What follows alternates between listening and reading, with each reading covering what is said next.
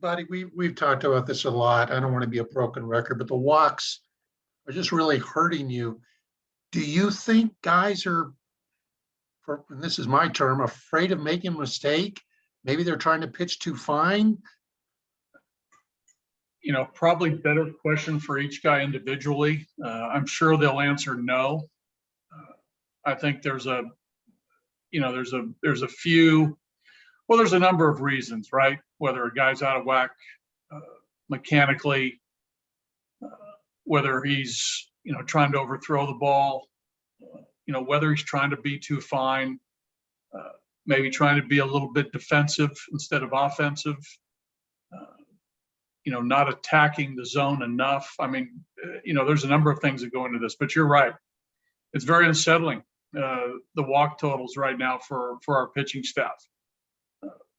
For us to get to where we want to be, we have to throw more strikes. We have to throw more quality strikes.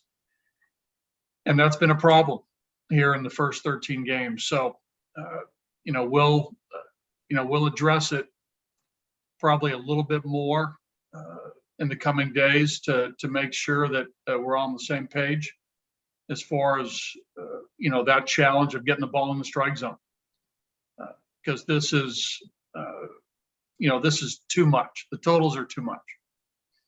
And I believe the home run that cost you the game, I believe it was on a 2-0 pitch, right? Yes. Yancey's changeup? Yes. Okay. On a more positive note, take away the home run by Turner of Austin Gomber. He really threw good curveballs all night, mixed and matched. I imagine you really liked what you saw of your starter. Yeah, I thought he threw the ball very well. Again, the mix of pitches is something that I think is, something we're going to see from him as we move forward. Tonight, I thought the curveball was very solid. The fastball had life. He got outs with his slider. He got outs with his changeup. He got outs with his curveball. So, with the exception of the one pitch that I got to look at that pitch again, Patrick. It looked as though it was a low curveball. Again, I got to watch on replay, how low it was, but it looked as though, Turner possibly was sitting on it a little bit, maybe looking for that pitch and, just happened to be on the first pitch and he got it and he lifted it to straightaway center field. The walk prior to that, was, came back to haunt him, the walk to Taylor.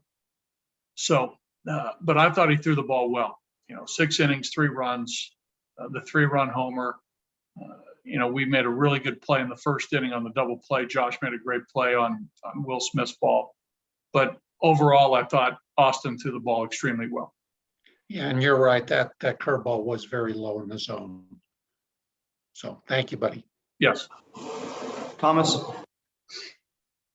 Yes, just wanted to kind of go back to Gomber and also the road trip. 6 games.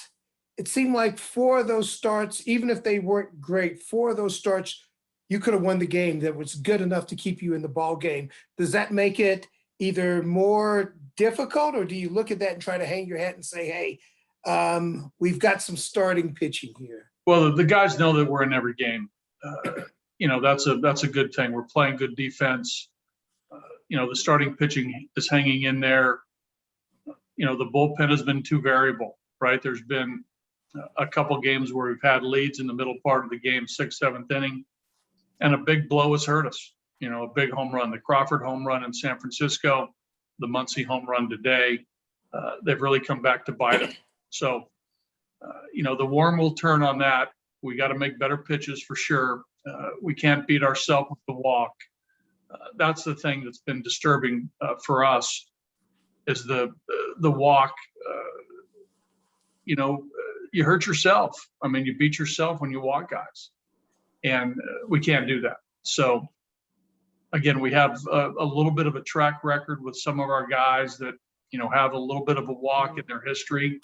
We got to tighten that up. I mean, they know it, they're working on it each and every day, trying to refine their delivery to make the strikes more consistent.